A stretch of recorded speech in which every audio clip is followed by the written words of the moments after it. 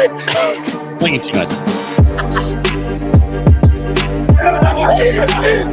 going on, everybody? Thanks for joining us again. We are live. That is probably the best intro we've had yet. Today is going to be a wild one because we're starting off with one of the most miraculous diet transformations we've ever seen. Overnight, in fact. We're going to be diving into the YouTube sensation Nikocado Avocado. Secondly, we're going to be diving into, I guess, Springfield, Ohio is warring with Biden's factions of Haitian migrants. It's getting crazy over there. So we're going to be diving into that. And then finally, we're going to be forecasting what we might be able to expect for tonight's big debate. This is huge. The first time they're letting Kamala, I guess, improv. She's allowed to speak off script.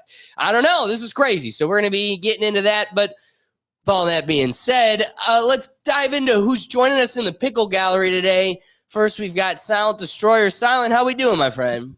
Hey, guys. Doing great. He's an How's eyeball. everybody doing? I don't know how Brian does this. He just makes it look so easy. Look at, are you not an eyeball? I am not. Could I be? I'm an eyeball. Hey, there we go. There we go. You got it. Hey, welcome. So, how's everybody doing today? Find you so we can get this thing going. Wrong one. Silent Destroyer, kick.com/Silent Destroyer live every single day. Let's get it going. Let's get it going. All right. That all being said, I can't do it without my good friend and my co-host, David Cunningham. How you doing, David? Oh, doing pretty good. We're today's podcast is more of a pregame for the debates. We're gonna add a little pop culture, add a little politics, and then end off here with our just like an NFL pregame. Make our picks, and then we'll go on to the game. I love that. Yeah. I love that. Yeah. You gonna introduce Brian, or am I gonna introduce Brian? I don't know. You cut away from me anyway. I'm not in charge of it, Brian. Well, you know who's no longer in charge. Brian. Hey, how are we doing? Doing well. B Rizzle My Shizzle BC Mall on Instagram. I got some stuff coming up, so stay tuned. Let's go.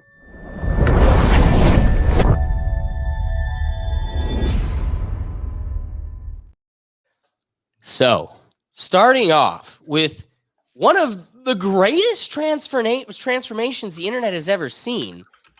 If you don't know who Nikocado Avocado is, he's a YouTuber, and this is kind of the content he's become a world sensation for.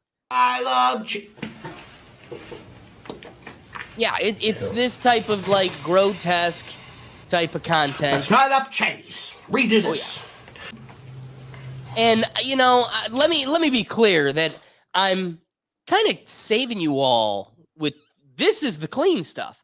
Most of it is him half nude in just like a room full of food, rolling in it, eating it, getting huge. And, people have always kind of watched, pointed, and laughed that like this guy used to be skinny, and for views and entertainment, this is what he's allowed himself to become.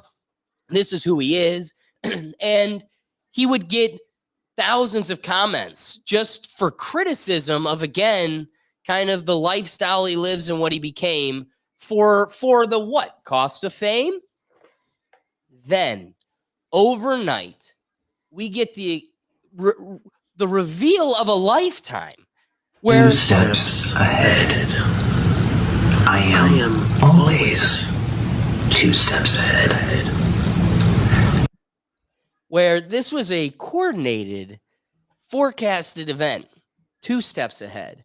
And first, this is him 250 pounds ago, calling his shot like Michael Jordan.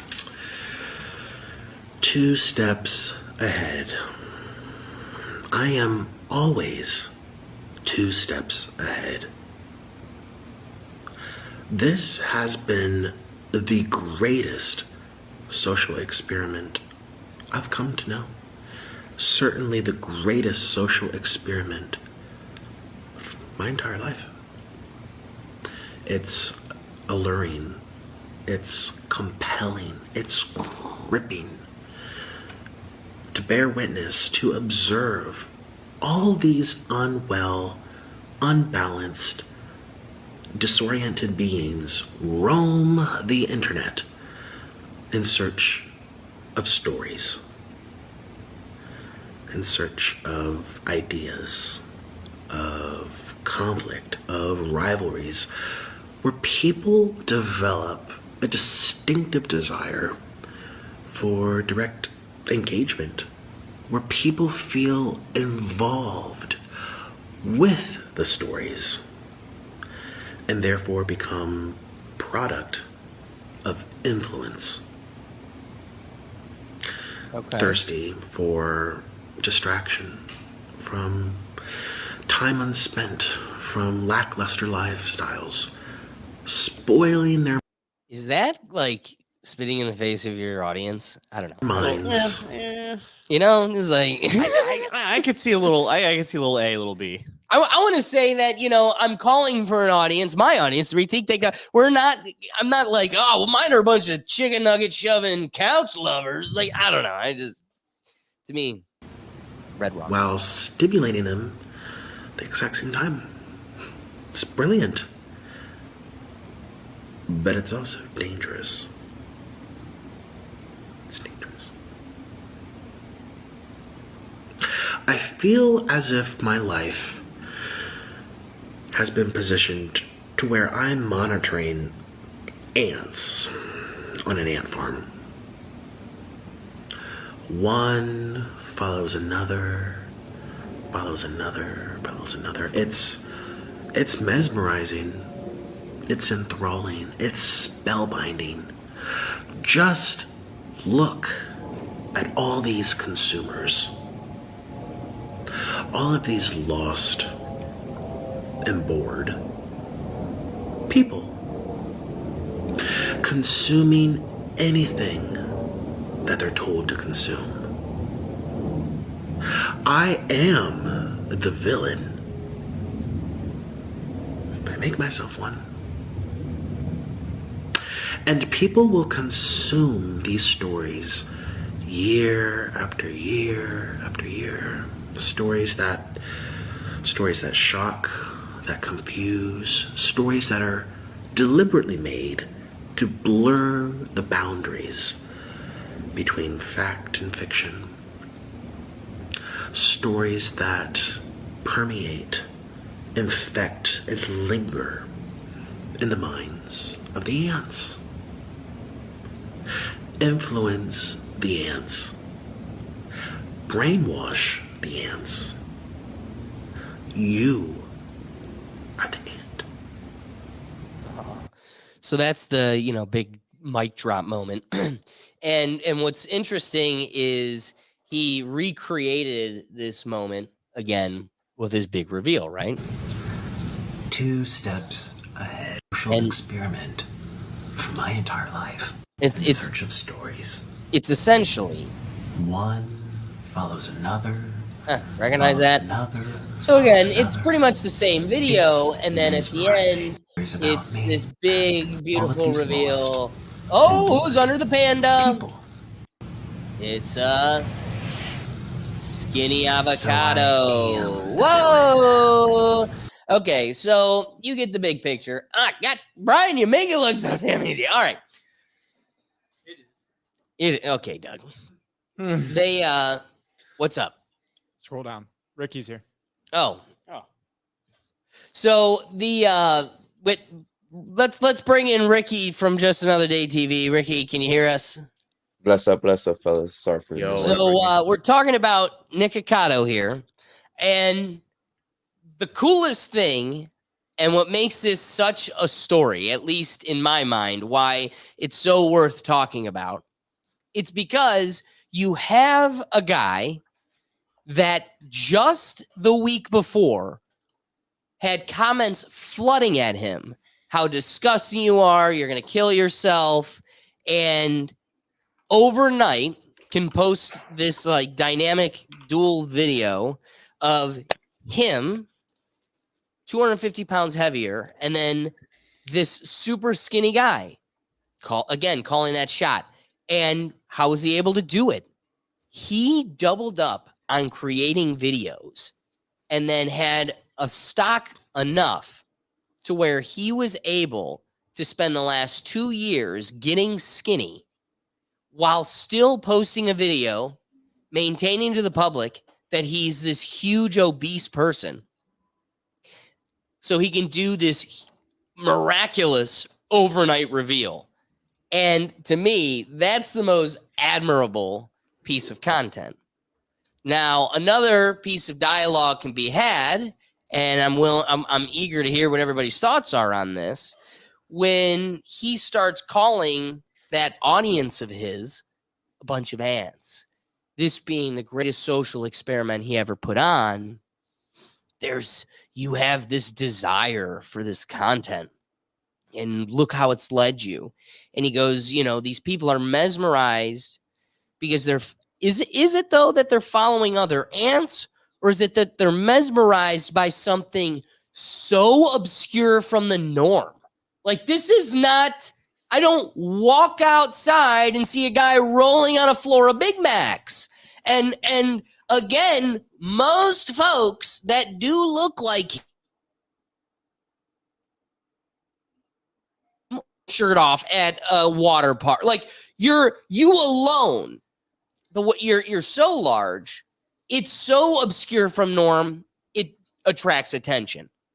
But then you get your what are those machines that you would sleep app machines or whatever, these things he would just mouthfuls of pasta with his sleep apnea. So now you've got tubes in your face, you're shirtless and huge, and then you're like, you're all a bunch of ants for looking. Now, you loved rolling that algorithm that built an audience that you could then later mock for making these mean comments and following your story that in any other realm would have led to a death.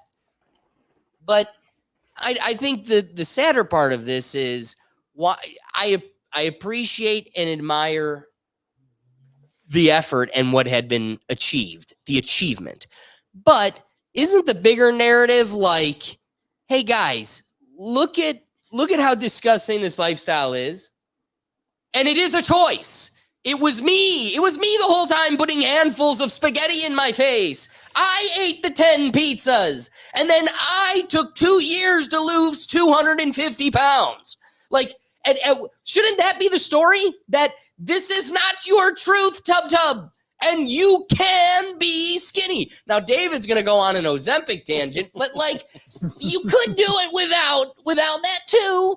I don't know. I flip it to you because I know you want to. So I think he's the microcosm of probably everything that's wrong with kind of fame culture, and at least especially modern fame culture in the United States, especially.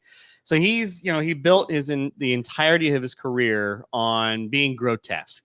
And I think he probably started off as it was kind of fun. I'll get some video views. Then it just started becoming more and more. And then he starts feeding the trolls. Oh, I'm going to be more and more. And I always hear of, you always hear different YouTubers or like different people comment that he's probably depressed. And I think there might've been at one point he maybe said out loud, I don't know if this is true or not, where he was depressed. He's like, he's trying to, he's trying to. Real quick, can I add to the shock factor? Add to the shock factor. I literally a week ago saw a video come across my For You page, and it's him and his boyfriend, 500 pounds. And the boyfriend is literally surrounded in piles of spaghetti, shoving cheeseburgers in his face. And he's like, you did this to me. You did this to me. You made me this way. And we're doing this for what? We're going to kill ourselves. And he's looking at him and he's like, I'm so sorry. And then he's crying. It was so cartoonish. You think I'm exaggerating. I'm doing you a service by not making you watch it. And the truth is, I scroll on that and you're like, oh my God, I've watched this guy for a little while from afar, right? Just scrolling across. It's like, this guy is eventually going to kill himself. And to my total shock, the next week, the guy looks like, I'm going to say, I I almost went to. You go. Finish your thought. Well, so you're constantly putting yourself in harm's way to this shock value, like the lowest bar of entertainment, and you could just use his channel as a way to make fun of every YouTuber ever. He's just he's like all the bad parts of YouTube and fame culture all wrapped into one. So he's going the lowest form of entertainment. He's doing the big face things. He's doing these grandiose videos. It's just sloppy.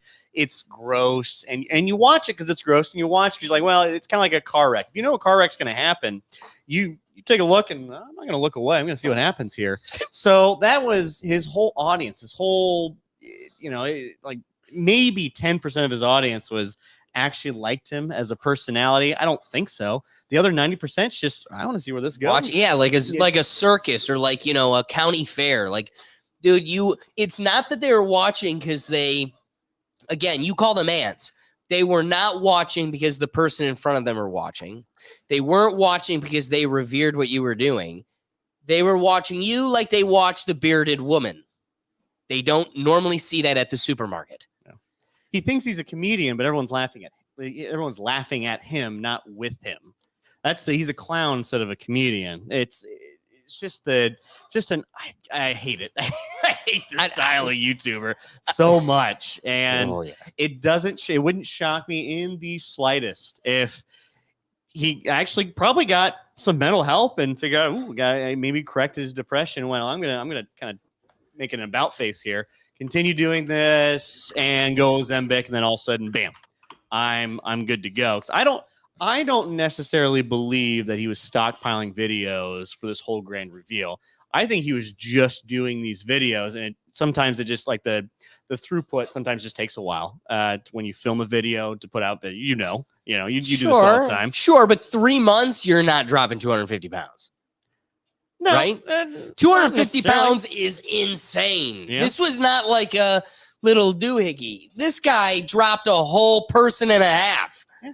But Ozempic is wild.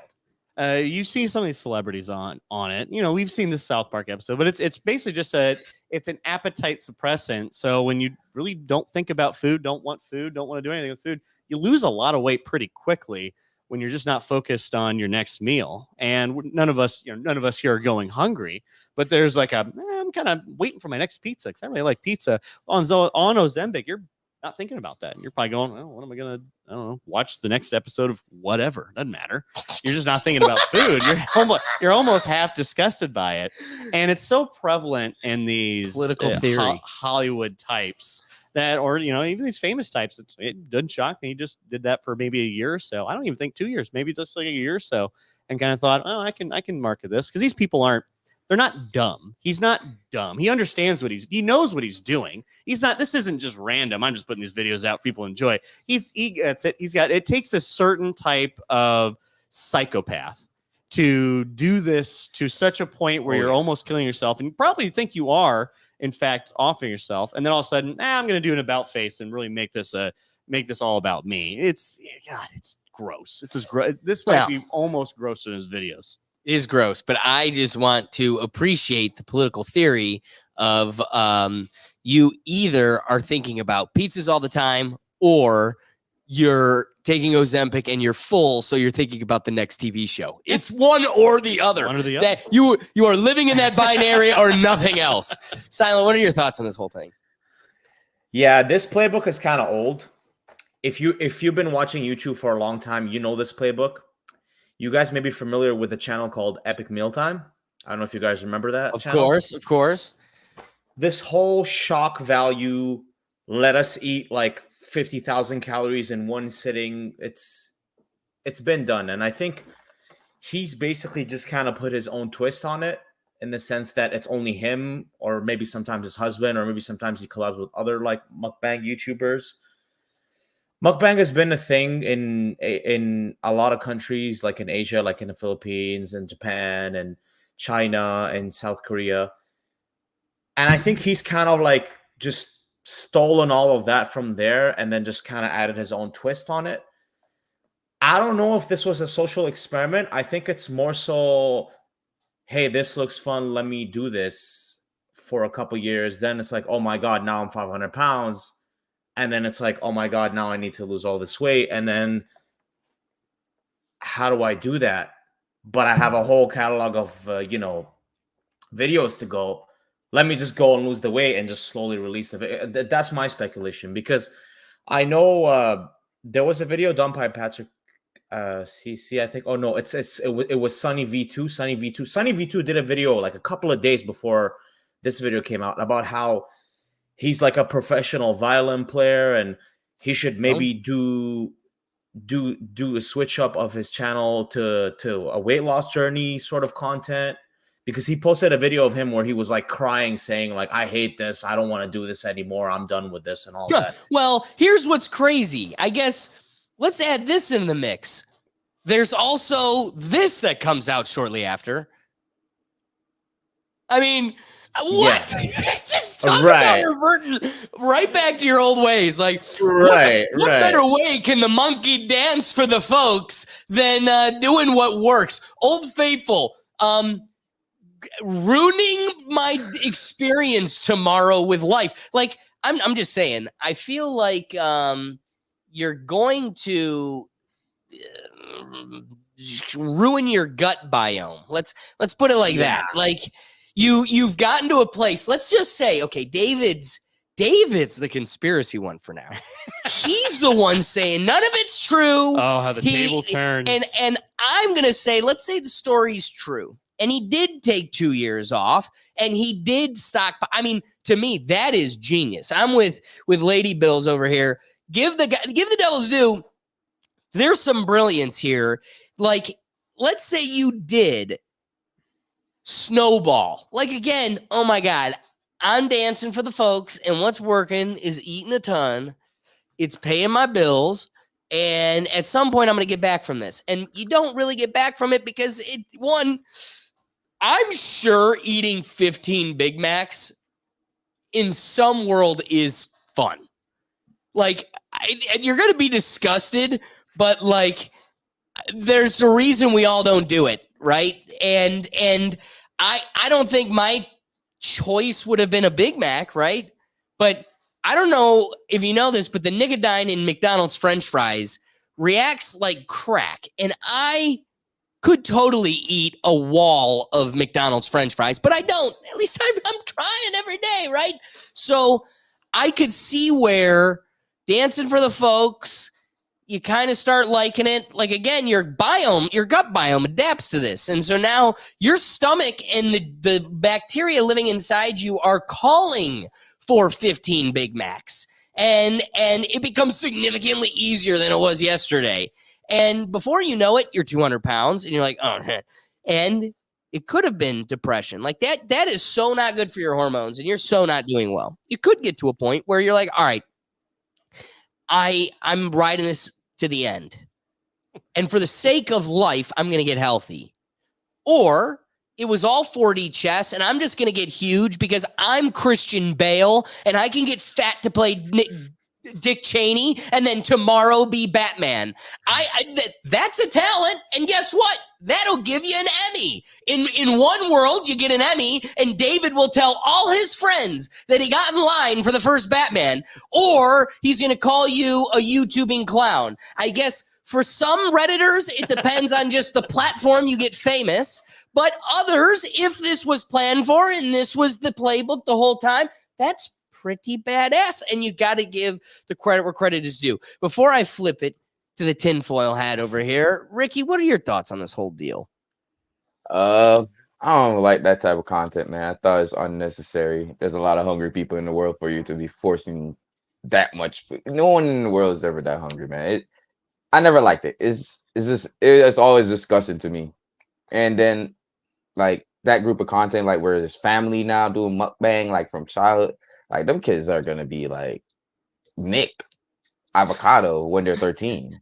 I don't like it. It's just unnecessary feeding yourself. It's a sin, like for the fame. But he got famous off it. He can do whatever. He has the platform. He has the followers. He can literally sit on his ass for like the next 5 years and get revenue. Let me ask you this. David tends to defend them a lot more than me, the OnlyFan type lifestyles. So I'm not going to take it as far as Mia Khalifa, but let's just say your favorite Instagram star, right? She's not so much bad baby, but like she's also getting a little scandalous, in her bathing suit on Instagram. And she has 1.5 million people logging in every day to see her in today's bathing suit. Okay. You said, hey, I don't like it. I'm not giving him props for capitalizing and monopolizing on a sin and then turning it around to something else. So what if not a Mia Khalifa? I'm not going to go that far down the road, but let's just say you are going bathing suits and then you got 1.5 million people loving you in your bathing suits. And then you're like, tomorrow, I love Jesus and I'm going to do something else with my platform. I literally, now that we're saying it, I literally had somebody on TikTok go from that to now I'm just reading Bible verses. Actually, I can think of a few. So, I mean, how's that different? Maybe he saw the way, or this was always the plan was to, look at how I got you with the Satan's temptation. And now I am the beacon of light. I'm just curious. Do you put this in the same realm as the Instagram star that's capitalizing on her body, or can you give a little bit of more credence to that because it might be an audience you might like to find yourself in? Well, I won't even go as far as say it's really simple. It's just disgusting. I don't like it. And yes, the Instagram model, she's a newfound hoe. Like ain't nothing to it. Like she found herself again, dog. Like it is the same thing. Like she ain't gonna keep the same audience. You know what I mean? She might lose 75%, but she still have the platform to go on her new journey, which is nothing wrong with that. Like go on your new journey, do what you got to do. But he just got skinny and went back to the same filthy behavior. It's like it doesn't even make sense. Like here's what would be incredibly disappointing to come from this. If you got on this huge weight loss journey and did this big massive reveal and then let yourself get that big again. Right? Like at this point, for the sake of like here we go. We've got commenters calling him genius, right? I'm willing. They're not. There's the studio seems split. Go in the comments, let us know what you would do. I would be willing to award you the achievement of doing something pretty brilliant. That immediately gets revoked the second you allow yourself to revert back into your old ways. Because then it isn't brilliance. Then you're just like all the rest of us fatties. Man, we all go up and down. That would be a thing. An addiction and trying to have willpower every day. If he was staying ripped and shredded and doing a mukbang every time, now I'm like, yo, I need the formula. I need the secret. But it would still be disgusting to me. Like, why are you eating so much food? You're never that hungry. Like, you know what I mean? Like, I don't get it. Facts. All right, so let's land this plane. Dougie, do you have any thoughts on this? I think he is pretty smart, but also insane. Hey, isn't that a lot of great brilliance? I mean, I think some people would say the same thing about Kanye West, and people voted for him for president. Just saying. I don't know. Silent, you got any rapid thoughts? Yeah, I think at the end of the day, money talks. This content gets views. Like I said, it's an old playbook that works. It's been proven. He's obviously made it successful.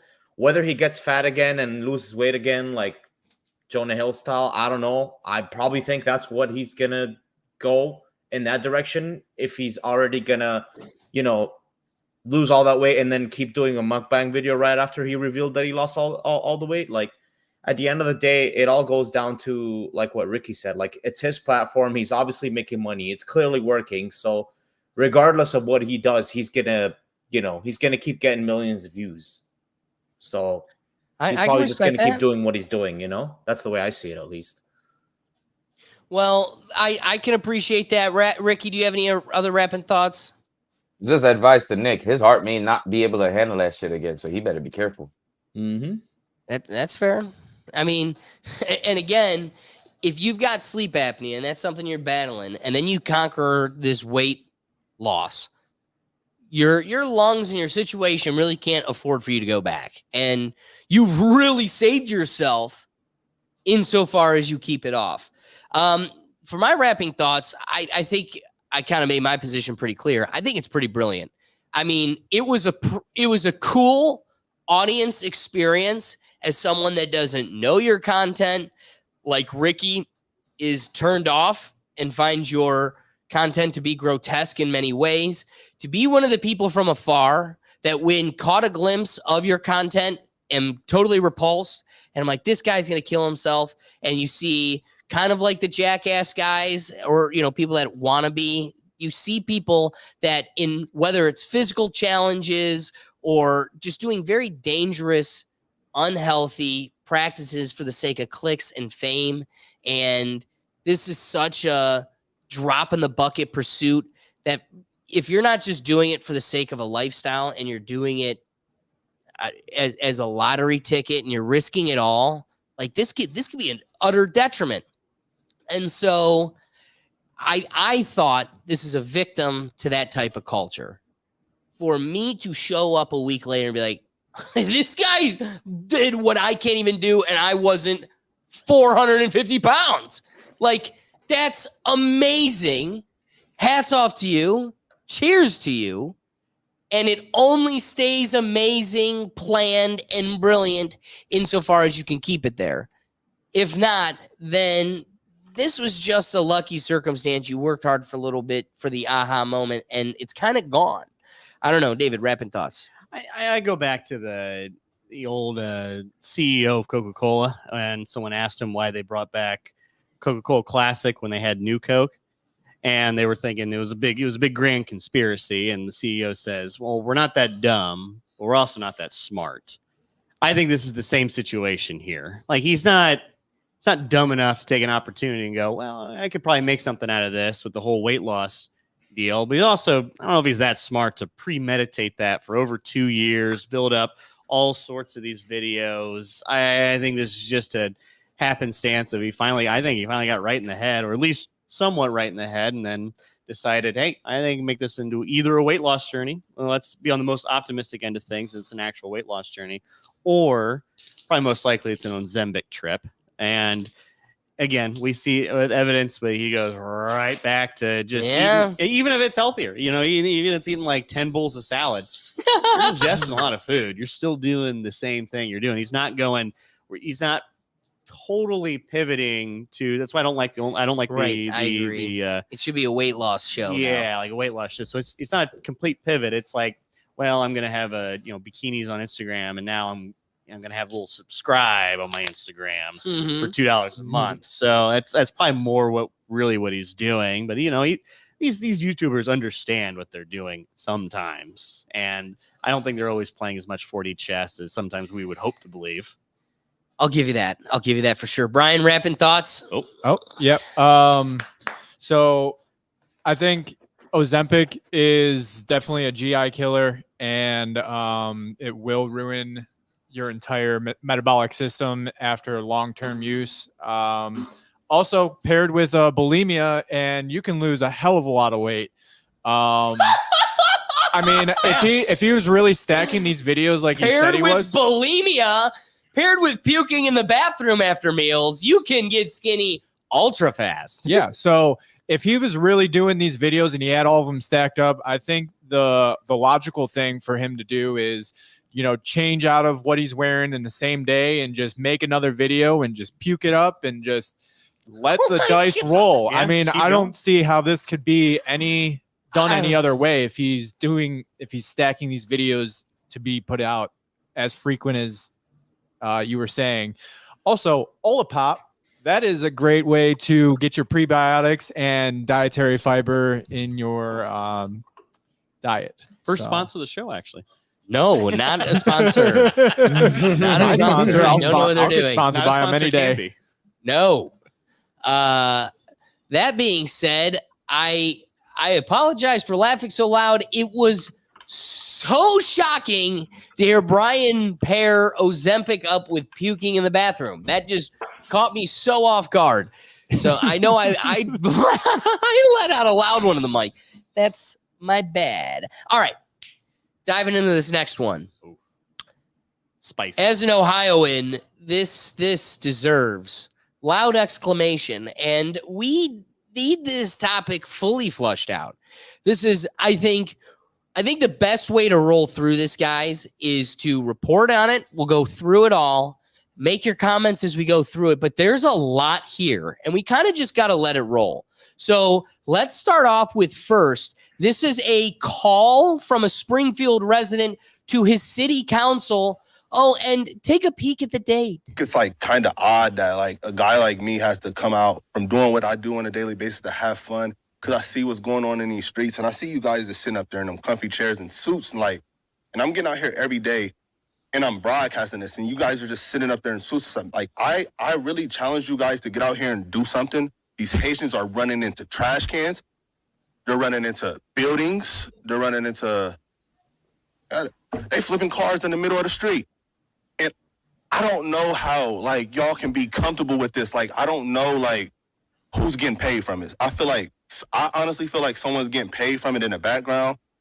You got a bunch of people on a bus getting dropped off at a gas station to come down here. I know a single mom that FaceTimed me this morning at the welfare office that really need something. And it's nothing but immigrants over there. And I don't even want to like seem like I'm coming down on the immigrants, because it's the people that's bringing them down here. Because Wait. I want all of the people in this Rethink Tank dialogue to be real clear on terms. This guy is doing our conversation a disservice, and I want to make it very clear.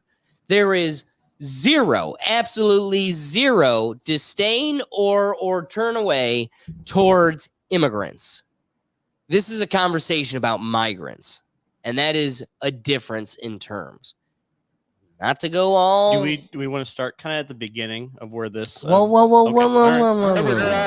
That's what they're used to, bro. They're in the park grabbing up ducks by their neck and cutting their head off and walking off with them and eating them. Like, y'all get the Highway State Patrol down here every week, and then y'all get like a task force for the Highway State Patrol, and they look for guns and they look for dope and this and that and the fourth.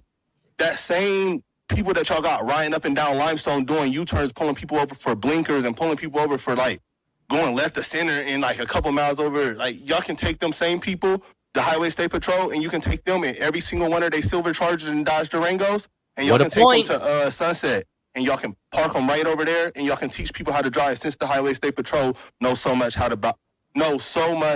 about traffic laws and know what to do in traffic. They need to, y'all pay them. They can go over there and teach these Haitians how to drive, because it's getting You could throw Tyreek in cuffs, but you can't put Muhammad. thousands of views on these, and it's going to get bigger, and it's only going to get worse. And y'all sitting up there in these chairs, all y'all need to get out here and do something. Y'all making hundreds of thousands of dollars. Y'all need to put on a t-shirt and some Crocs, and then y'all need to come out here in these streets, and y'all need to go out here and I'm out here before the police is. Like, y'all need to do something, bro. Y'all really got to stand on business. Y'all getting paid all this money just to wear a suit and sit in a chair. I think it's crazy, bro. We got to do something, bro. It's kids out here getting hurt. Like, only reason I even went on here and said something about it is because somebody told me they walking from the school and a Haitian almost ran into them. And who is getting paid? Like, how much money is y'all really getting paid, like, to bring them over here? Like, I know it's deeper than them. I know that's where they come from, and that's what they do. That's their country. I don't know what they got going on over there, but they can't do that over here. And we'll show you. If y'all just getting paid from it and then y'all ain't doing nothing about it, I think that's super weird, bro. Y'all got to stand on business. Y'all got to really stand on business. No, I agree. Now, here, David raises a good point. This is a guy calling at the top of his lungs to his community leaders and the people around to step up and help. But what does he need help from? Oh, yeah. I don't know, David, did you catch this? Where, Biden dropped off 20,000 Haitian migrants, and they're just building tent communities. There's another video. I too many videos to prepare for today, but there was a lady saying There are folks just pitching tents in my front yard. I'm calling for the police to get rid of them, get them out of my front yard. I want to be able to act. I want to be able to use my physical force to get them out of my front yard. I would be committing illegal acts. What? Protecting my lawn? That's where it's come to. We're picking and choosing how these laws can and will be applied. These folks, they don't get the laws applied to the but that's just the beginning. So David wanted the context. What are they doing? They're dropping 20,000 people off in Springfield, Ohio. Hey, can I tell you something? Let me put it into context for you. Springfield, Ohio has 60,000 residents. They dropped off 20,000 Haitians. Does that give you a little perspective on the balance of life there? Okay, so let's go to another resident screaming at her council, calling for help. Please, somebody fucking help us. I was out and about yesterday, driving around Springfield. I was looking at the giant holes in some of our buildings. I noticed all of the old familiar spots bearing new signs in an unfamiliar language. I watched as groups of strangers walked around the city like lost tourists, and it was like a punch in the gut. A terrible sadness came over me, and I began to cry. I immediately started to think back to when I was little, walking from my grandma's house on South Fountain through downtown and all the way to Snyder Park, going to Wren's to get new school clothes and shoes, the excitement of the mall for lunch at the Blue Fox, or even better, to see Santa, riding down High Street, admiring the beauty of those stately homes and their amazing architecture, dropping pennies in the fountain and making wishes. And now all those warm memories are becoming fuel to the fire of anger inside of me. I feel like we have been invaded by some sort of pest. I'm angry that my friends and family are packing up and moving away. This would only be said by a person in Ohio. She looks like Nick Avocado, and she's like, we have pests that have come. I'm angry that foreigners are using up the resources that were set up for the Americans that reside here. I'm angry that another country's flag was being flown in our city. I'm angry when I see our businesses and recreational areas littered with garbage left by people that do not know or understand our laws and culture. Crazy. And are making no attempt to learn about them. And let me be clear, this is not about race. This is about people being given the privilege of coming here from another country and having no respect for our people, our land, or our life's work. People living their life here. It's almost like, I don't know, having to work hard to have that right to be here, you know, having to jump through some hoops, having to meet a standard, having to meet a background check. It's almost like that creates a need to respect or a want to respect this place that you're being indoctrinated into. That's crazy talk. Put me away. I'm racist. The way they did in Haiti, angry, stealing, polluting, living in filth, and acting like animals. These are not civilized people. Opening containers in our grocery stores, helping themselves to what's inside and throwing the rest onto the shelves and floors. And who's letting them do that? Pulling off of the highway to publicly clean and gut the roadkill lying there in front of anyone that passes by. Stealing animals from farmers and leaving their severed heads at the side of an old school where children play. Relieving themselves in public. Making some barbaric stew out of the birds that live in our park. This is insanity, and it has to stop. What will become of Springfield? Where will we be in 5 years? The thought terrifies me. Will it be some sort of dystopian wasteland with most of our original residents having moved away and those that cannot afford to move being locked inside their homes, living in fear? This thought is keeping me awake at night. I just want the old Springfield back. I know it was far from perfect, but at least it was still ours. Okay, so let me give you the full picture here. This is what's going to be. This comes from former Ohio State Representative Kyle Kohler. So he had shown up to Columbus. Now, I wanted you guys to notice that first video was from August 27th. That's like 2 weeks ago, guys. Now this other lady comes up and she's like, it's worse. It's bad. Nobody's doing anything. They're not enforcing the laws. Are we even a republic anymore?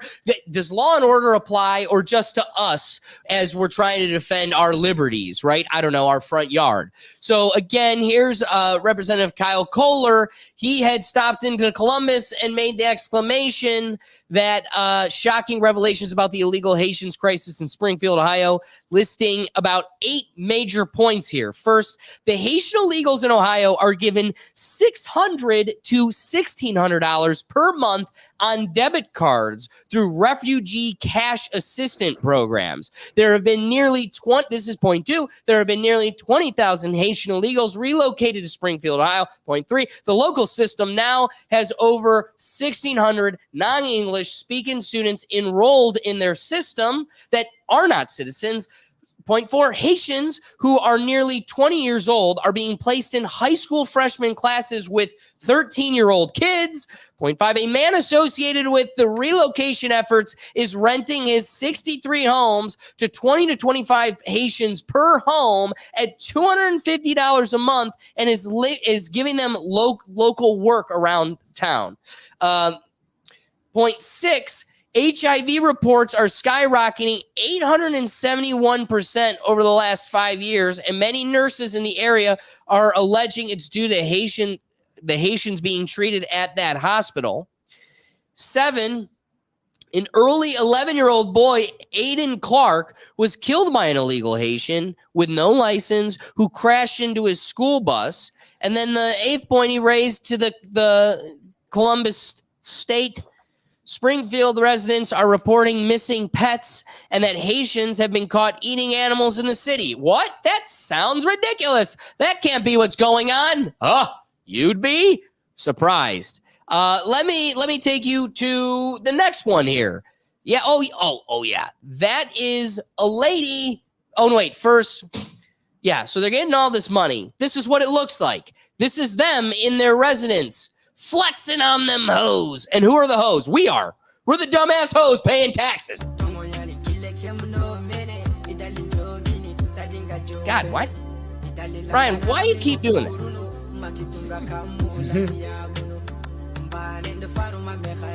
What a life. I'm so glad I paid for that.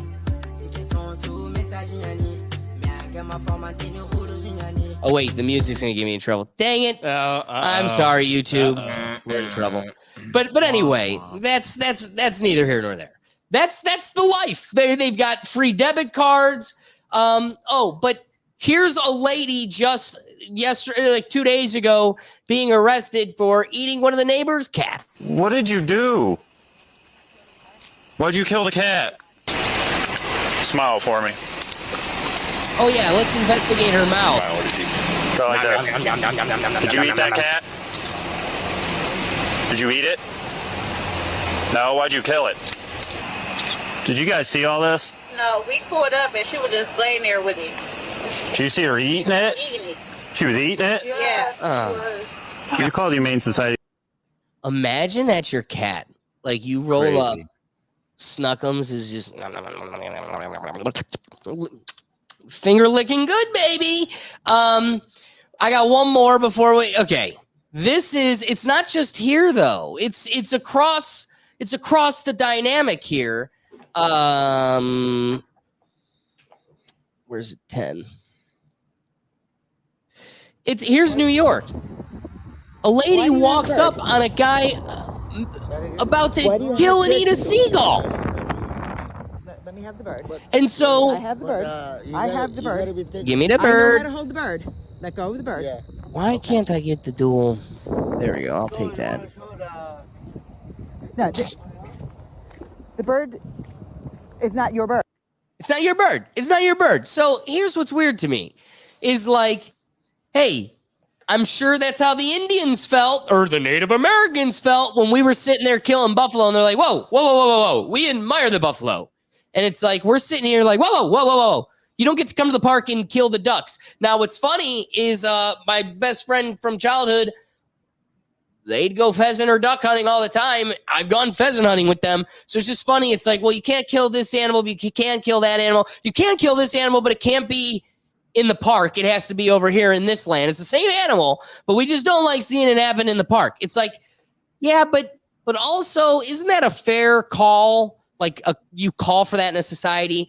Isn't it fair for you to call for that? I don't know, in a civilized society, like that's what separates, Pooh Rivers in the middle of Roman streets and like us, right? Like that's the step of being civilized. Is like we poo in the corner, not just everywhere. It's like we hunt over here, not in our delicate spaces where we come for meditation and sanctity, right?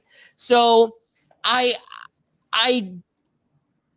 don't want to defend eating these birds that we would otherwise eat elsewhere, but then it crosses the realm of just a duck in a park. They're saying they're making duck stews. You're taking people's dogs. You're taking people's cats.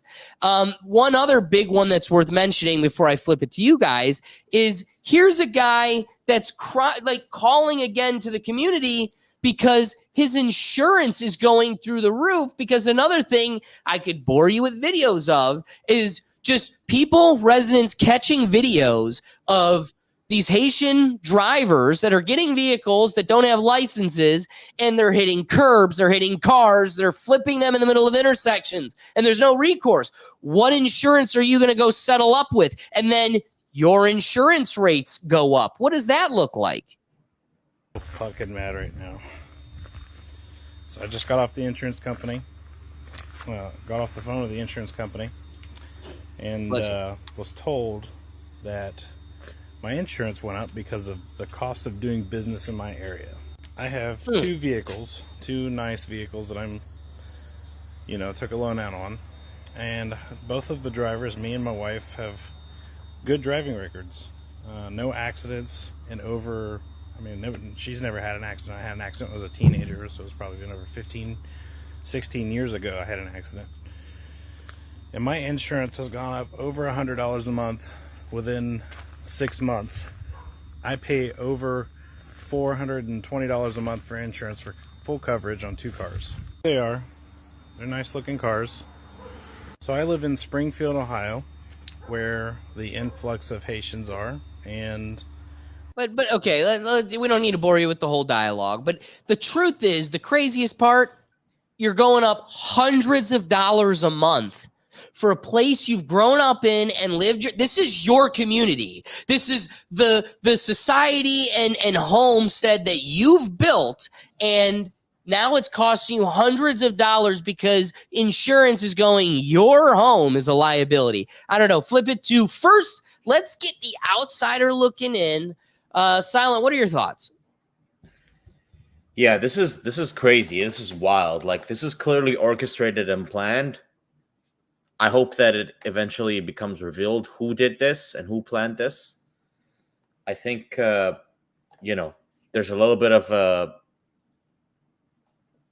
I guess, obvious suspect from, the Biden administration and people blaming the Biden administration because clearly they are kind of, to blame for this.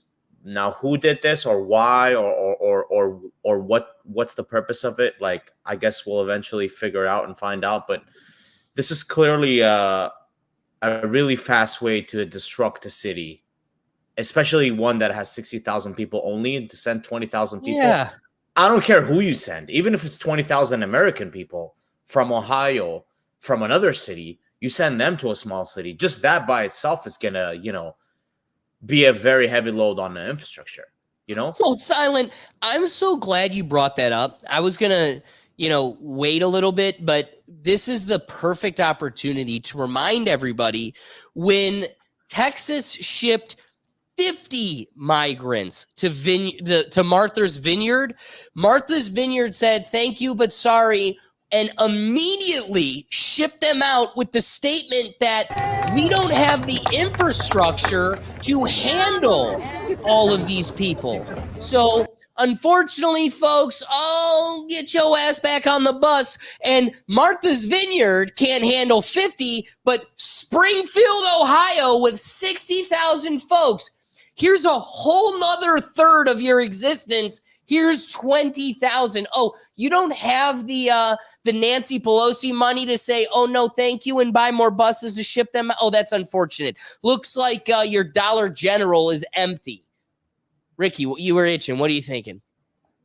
It's just all funny to me, man. Martha's video just ship them back on the ferry, bro. Like, get back on the boat. Go back to the mainland. We can't take you over here. That is comical. I love it. The Ohio thing though, the Asian thing, bro. That now listen, if they're really out there, I need a video. I need confirmation of killing a duck. I need to see this. There has to be a video somewhere of them killing a duck. Hey, can I just say that's a fair position, but can we all agree, round table, killing a domestic cat's probably worse? Yeah, and I saw that we video. do have a body cam of. So to me, the buck stops with the kitty cat. But finger. see, I saw that video, but I thought she was American. She's just crazy. But I didn't know she was Asian. I didn't know she was Asian. So maybe it was some voodoo shit. You know what I'm saying? I don't mean that's true. That's true.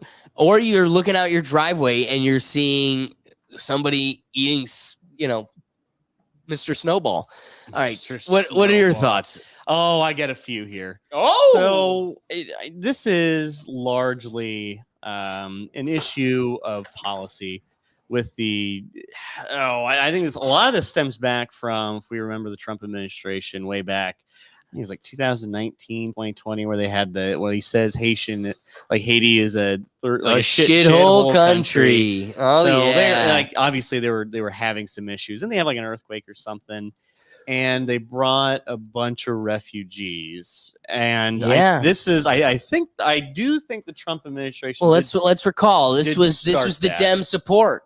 Haiti is still great, even though we're shipping how many people where? It was 20,000, or it was quite a lot. Yeah. And it's the immediate influx. It's within years, not decades. This isn't necessarily like an Ellis Island thing. Well, and maybe that might not be the best example, but there is, largely there is, I think every one of our communities has, a pocket of immigrants that came through the country. Maybe let's just say some of them are of questionable means, but it's a small pocket. You'll have some things here and there. 20,000 is not a small pocket. No. I'll get to that. Okay. So that's okay.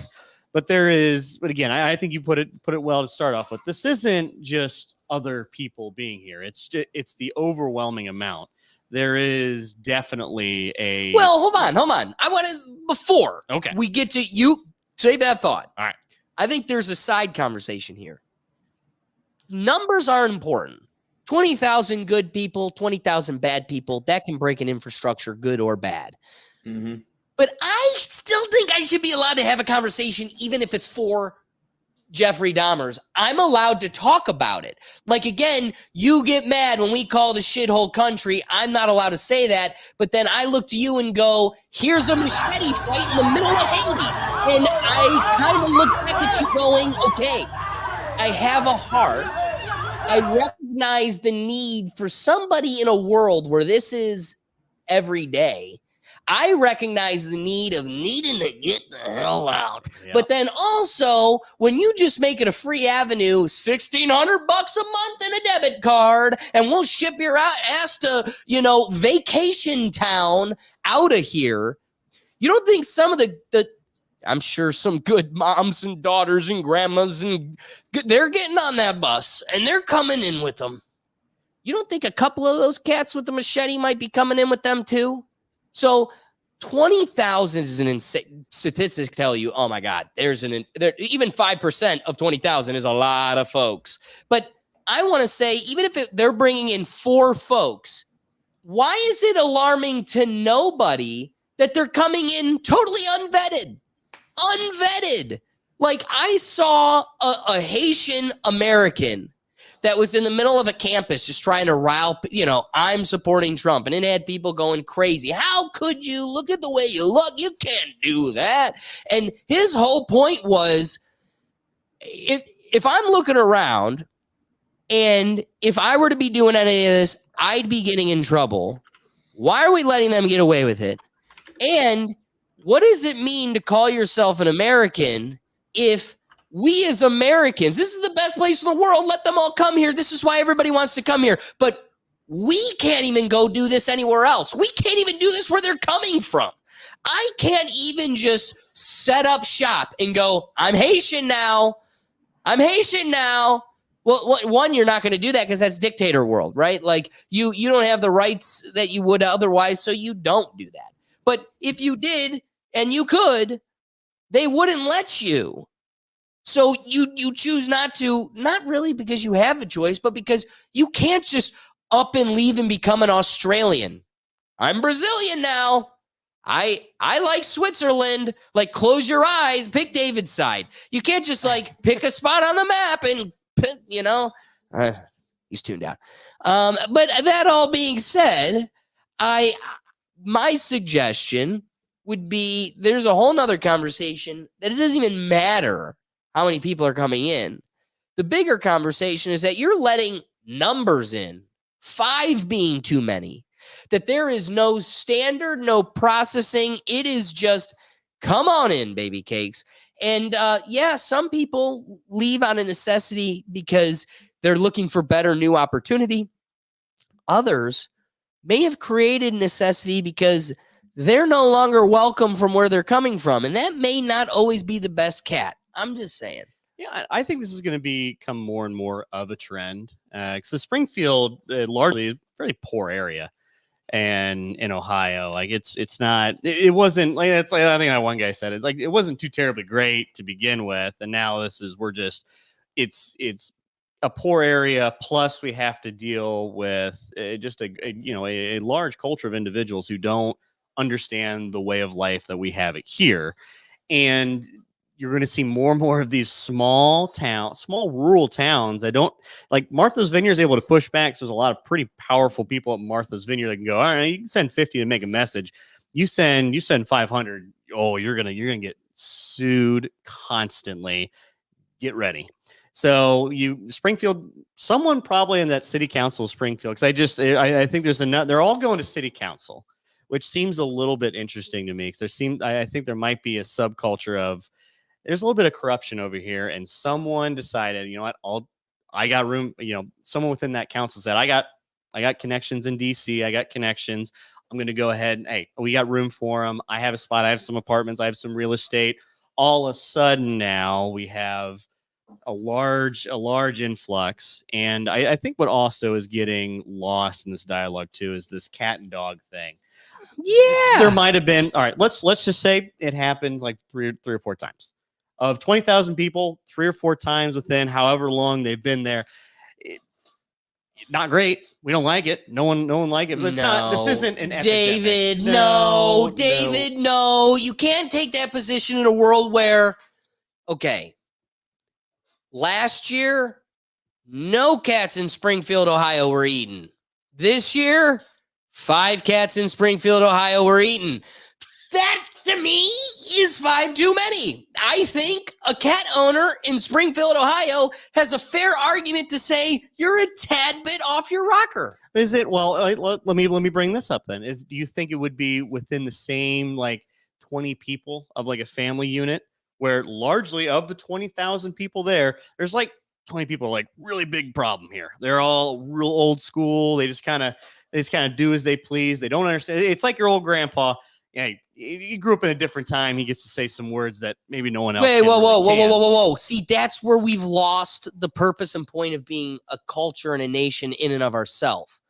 We are our own place that you want to be. So grandpa can be used to his old way. This ain't the old way anymore. This is America. That's what we've lost sight of.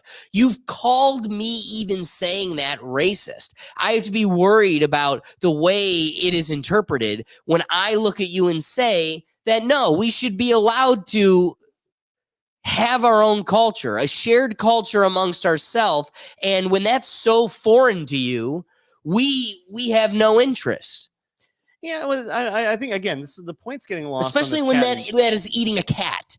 I think the point's getting lost in the cat eating business. It's more of the fact that it's just, and you're killing our resources. This is straining the community for a community that's just not ready for it. This isn't spread amongst several different rural communities in Ohio. Hey, I think there's probably several rural communities that could use by 100 Haitians. And hey, if they are well-meaning, we're ready to go. I think the majority of them are well-meaning and want to be just kind of left alone for the most part. But there's troublemakers within every group. There's troublemakers probably within this room. There's definitely gonna be troublemakers within 20,000 so people. And what's also really really concerning is they're driving. They don't have license because you can't get licensed if you're not a citizen. So somehow they're getting a hold of cars and they're just kind of going about the place. They don't have that formal. That really should be more of an uproar here than necessarily the cat or dog things. I honestly believe the cat or dog thing is like a very minuscule, as far as everything that's going on, very minuscule problem within Springfield. But the guy that hit a school bus, he got blind. He got on the story. He got blinded by the sun. Didn't have his sun visor. Didn't have sunglasses. Also didn't have a license. That's way more concerning. They're just driving around without a license. And then you're watching insurance go up $200 a month. Absolutely. And I can't afford to live in the place. I have a mortgage. Now I paid off my house. Now I live in this community. Now it costs me $200 more than it otherwise would have in a small community where it's normally pretty cheap because we're off the grid. We've kind of made our own little deal here. And now I'm at a loss. I can't afford to even insure my car here. And there just isn't any political willpower to take care of the situation because they're not going back. They're stuck. They're here. There's no administration, no matter how conservative or liberal you are, it's going to go, we're going to move these guys back to Haiti. Haiti's fixed now. We're good. That's never going to happen. So they're here. So it's now just a fact of life that you have to deal with it. And I kind of feel bad for these people. It's you either have to move and then all of a sudden, all right, now we got to take on more costs. You got to do more. It's just not a good way to go about it, especially if your family generation's been there the whole time and now we're being ran out by someone with a real estate business that decided I could probably make a buck or two on it. And their other thing too is there's probably a way these people are being exploited for the most part. So if you're an immigrant in this country, you don't quite have the same workers' rights as you would, as like you and I and everyone else, the rest of this room would. So it's like, well, you show up on time, you do your job, give me backsass. Oh, we can talk to the authorities over here, and you can no longer have this decent job. And it may not even be all that decent. It could just be maybe fast food, probably a butchery. It's probably where there's a lot of immigrants working in kind of butchery. Oh. You can do anyway, but I just see this as another way for corporate America to just exploit a workforce that has really no other options. Well, if you want to be in America, you better do X, Y, and Z here for us. All right. Well, that being said, of course, there were ways that this was stimulating and aggravating the culture because it doesn't just stop there. There's memes across the internet, and of course, Twitter does it best. So you have this is my favorite. It's all around the theme of just Trump. I love you, duck. I won't let Haitians eat you. It's all that's the spirit of all of them. We have David wanted to make sure we at least display some of them. Oh yeah. There's a few of these that are being sent out, but this it's really just cats defending the ducks going to war with the cats. We've got this one. I guess we're not really we're supposed to pretend this one isn't funny, but try not to laugh. You got a Haitian barbecue truck. Cats, dogs, ducks. But of course that is disgusting and we hate it, and the Democrats have come to exclaim the dark sides of Republican humor. What in the hell is this? The chairman tweets, protect our ducks and kittens in Ohio because he goes down some crazy rabbit hole, completely debunked that aliens are eating pets. My God, are you okay, Mr. Chairman? Because last year, for a very long time, you tweeted and promoted Kanye West as he was calling for genocide against the Jews, and you kept it up. And now, when we have victims coming here, you're tweeting this nonsense. I don't know why you would do this. I hope you're okay. Oh, come on. I don't know if the aliens who are eating your ducks are in the room with us right now. Oh, come on. But, Mr. Chairman, this is a serious issue. These people have loved ones who have been lost. Oh. And you tweeted this. See, I wish we had more of course, that's the clip I come across. I would love to know the further perspective of like, who are these victims you're trampling through, the floor there to exclaim why 20,000 Haitians dumped in the middle of Ohio is justified. Because again, if your story is like, look at that, they're fighting machete gangs, and that's why we should let them and the machete gangs into the middle of Ohio, like, to me, that is a bottomless argument. So I want to know what those folks are that we're even having this conversation. Like, who are you using as like a masquerade? But I love how they're the best at painting the victim, right? They create this situation and then they go, how dare you try to make light or humor of such a painful scenario. And so one last video I got for us is, remember the dynamic. They're claiming that these people are the victims. And so this will always be their policy, especially leading into the next topic. Remember this platform. That is why also, starting with our administration, we gave TPS, temporary protected status, to Haitian migrants, 55,000. And then more recently, we extended temporary protected status to over 100,000 Haitian migrants for that very reason, that they need support, they need protection. So they need support, your $1,600 in taxpayer money, and they need protection, as in we're not going to enforce the laws on them. And if you try doing something about it, like, I don't know, think about any of those damn amendments, especially the second one, we're going to enforce the laws on you. So I don't know. I wanted to give you guys the full picture here. Let me display one last picture then. This isn't just Ohio, folks, and that's why it's so worth talking about. When two illegal Honduran migrants are arrested after shooting down a bald eagle that they plan to cook and eat in Nebraska, and then again, why are we so in love with cartoon-esque animals, and it's animals and everything else, but we're not even talking about the stories of like young girls that are killed in our communities and they're getting away with it or barely even addressed. So I bring that up because, again, why is this not getting our attention? But a bald eagle will, but your cat will. I got a hot take. Yes. I think these illegals are not getting the permits that they should be getting, and the politics are just throwing these migrants in where they don't belong. I mean, you add a whole third of a population and into a small city. I don't know. What do you guys think? I don't know, David. What do you think?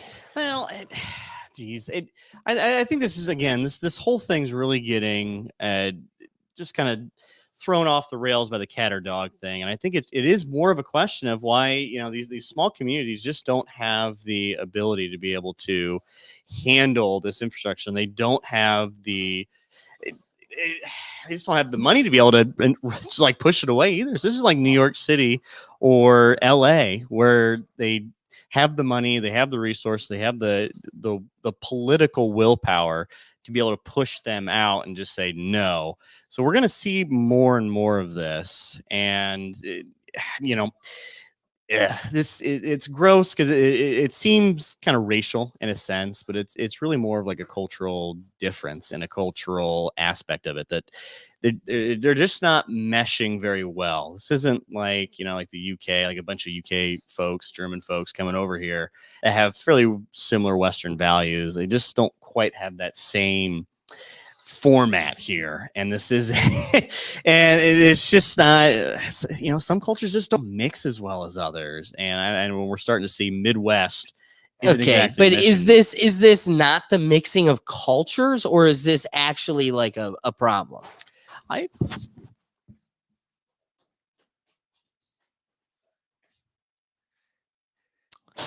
Okay. Well, Doug. Okay. Doug, can you do something? Do something. Make something happen. There we go. Okay. All right. Again, so to finish the point, it isn't just happening in Ohio. It's happening across the board.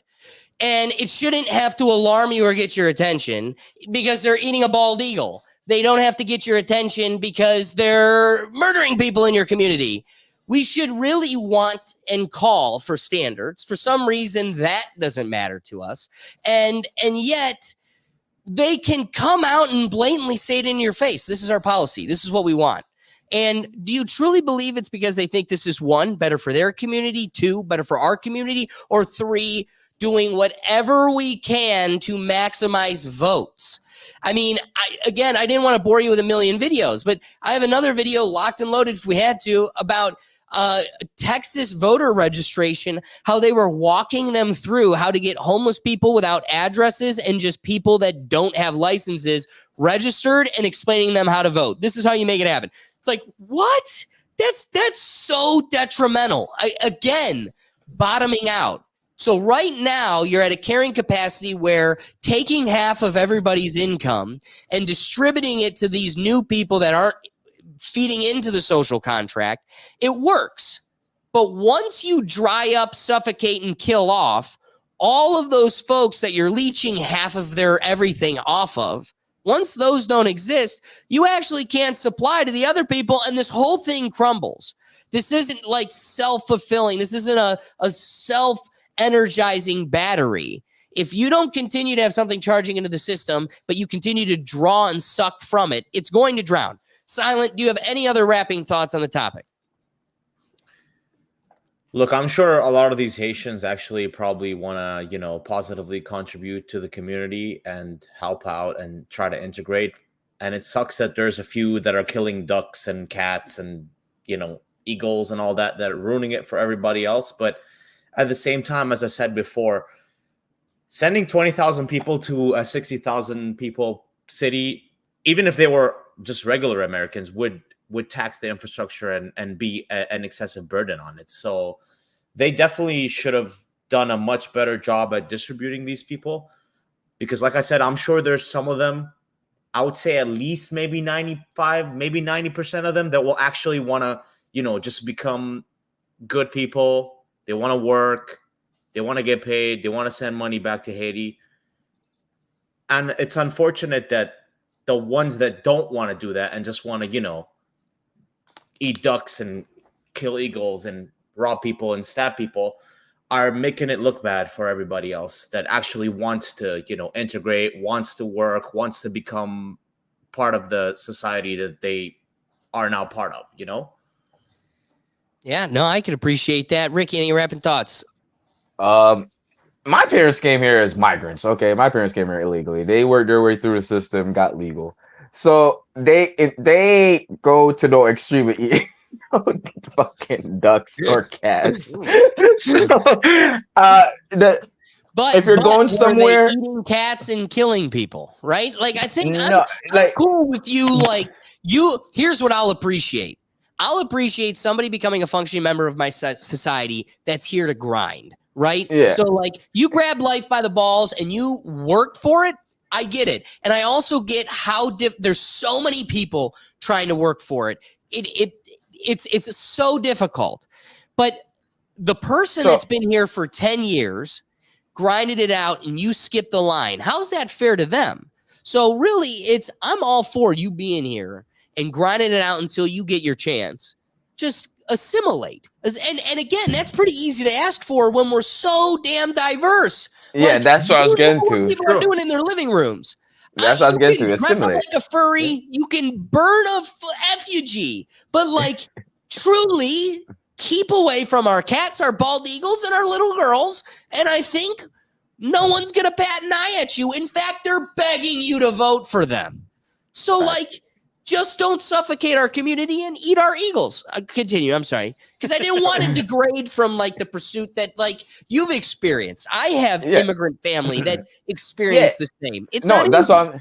Yeah, that's what I'm saying. My people came from like zinc fence houses. They didn't come eating cats. They came to see this perspective. But it's also bad. It may be that one loose screw that is in all that 20,000 did this fucked up shit, and it's casting a bad shadow on everyone. But also, Haiti has been in a crap situation for a long time. Like Dude, we was in school can't when they say had that. "We Are the World." Oh, what do you mean? It's the facts. Remember what Trump called it? What for what it is? Bro, Called they the don't sky have blue, a the grass government. green, and They- the shithole country shithole. You're in big deep doo doo. Bro, they assassinated their freaking government. Oh, outside party help, but they don't even have a government anymore. Hey, Like we it's wouldn't been do like 2 anything years. like that. We've seen nothing like that. But even if that someone else would step up in America, like, hey, You would Haiti, hope. there's still I no don't foresee one. it. There's no one stepping up. Like, there's still no government. The gangs are running there. So it's like it's like the bad is coming through and the good is staying there suffering. You know what I mean? There's truth there. So because the agree good that. people can't find a way and have the access that the gangs do have to get out. You know what I mean? The gangs control a lot of the stuff. So it's a sticky situation, and the good is suffering for the bad. That's a great point. That's a fair point. David, wrapping thoughts. I think I'll end on the point here where I think there is a dramatic cultural difference that is clashing, and as a community, they're just going to have to learn to live with it now. There's no putting that genie back in the bottle, unfortunately, and we're starting to see this come to a head now, where there's a lot of, all right, well, I can deal with it, and then the next step is, okay, they're kind of getting into my everyday life, and now they're starting to cost them money. And then finally, what really tipped this over edge, it was like 1 or 2 Facebook posts about a cat, and now it just caught. It's during a political. Let's not kid ourselves here. It's during political season too. So we're in election. All of a sudden, oh, all right, we can use this as kind of some border policy, immigrant policy, and get some easy wins here for the voting populace. So that's why we're seeing this as big as it is now, when this would normally be mostly a fairly regional story, maybe not even regional all the way up here. I'd probably say regional at most Columbus, but probably most likely like Dayton. But yeah, it's a tough situation. I kind of feel for those who have to deal with the cost of this now. Right. They didn't vote for it. They didn't ask for it. And now they got to deal with it. And imagine looking at the mechanism that's been around you this whole time, right, that you've relied upon, and you're like, okay, there's a lot of infractions around me. Can you please help? And it's not. Yeah. No one's stepping in. No one's helping. At that point, you're like, oh my God, this system I relied upon blindly, it's not as reliable as I thought it was. And again, it goes back to the heartbeat of these types of communities, kind of what built them, what we've strayed away from, and what we're going to probably end up needing and will go back to. The police aren't policing your laws. The doctors aren't doing the doctors, right? They're all of the teachers aren't teaching. The whole deal, at some point you go, all right, I'm done handing it over to the state to do it for me. We will do it ourselves. And that's kind of the lifeblood and heart of a government. And it's I think it's that ebb and the flow.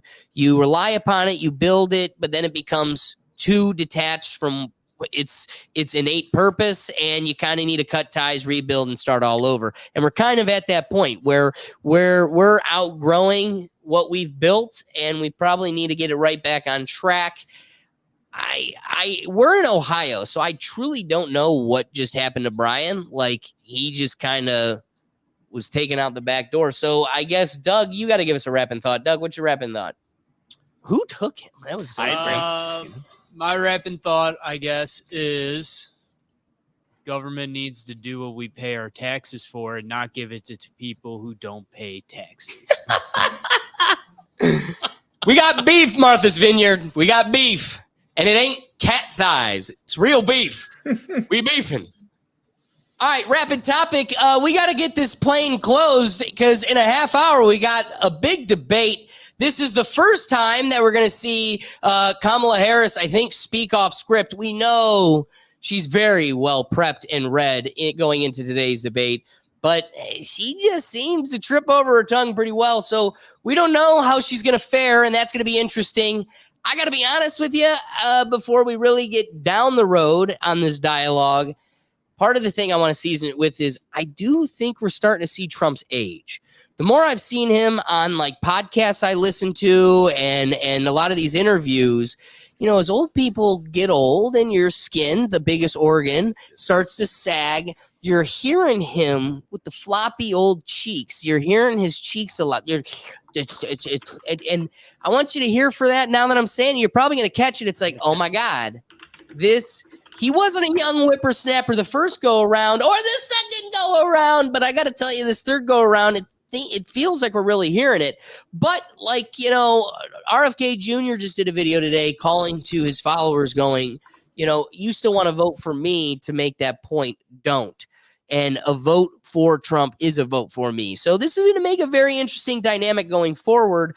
But I think I'm gonna hop into this dialogue a little out of order because I want to season the beginning of this conversation with a video I found today. Now, this is an unearthed video from 1995, and it's supporting now's San Francisco Mayor Willie Brown. Weird, right? What does that have to do with our conversation here? Well, the statement is it's gonna leave you with your jaw dropped. And you're not gonna know why, but you are gonna be left with your jaw dropped. He's a rogue, all right, notorious for his flamboyant lifestyle. Flashy clothes, fancy parties, fine women.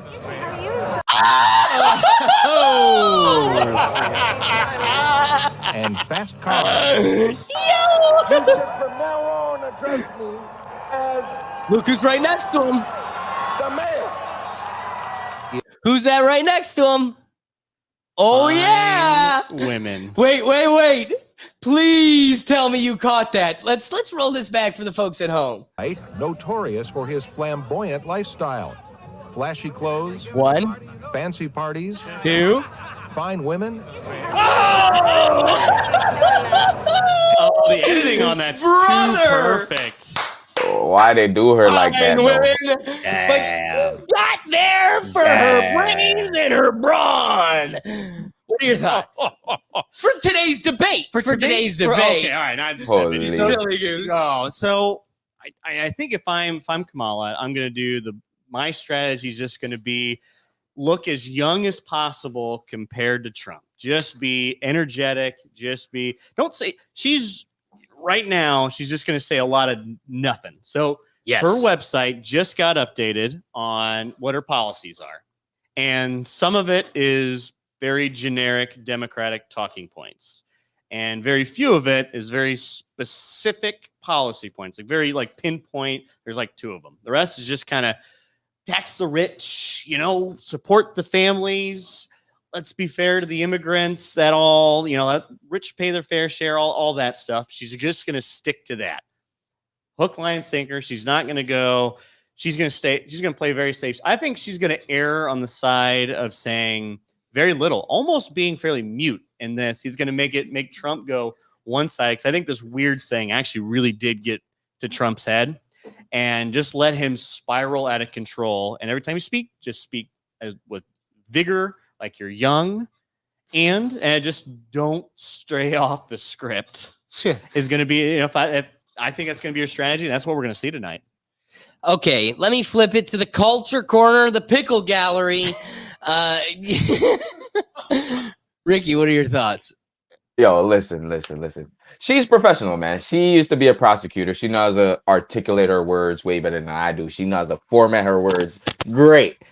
Trump game plan is going in there and just try to, you know, in basketball, you just have that little pass, you just keep nudging the whole game. You're going to keep nudging the whole game and try to get that bombshell at the end. But I just hope Kamala don't fumble on her words, because I don't like when she speak. It's like she's gasping for air, and she's not even big back. She's not big. You know what I mean? So I don't know why she's gasping for air when she speaks. And like, it's like, I don't know. I hope she stays on her P's and Q's. I just hope I want entertainment. That's it. Just entertain me right now because that's all they're good for real. Oh man, entertainment. Our whole community could be on fire. And truthfully, but it's the only person it should be entertainment for is Silent, who gets to watch from above, and it has no impact on his life. It matters, Ricky.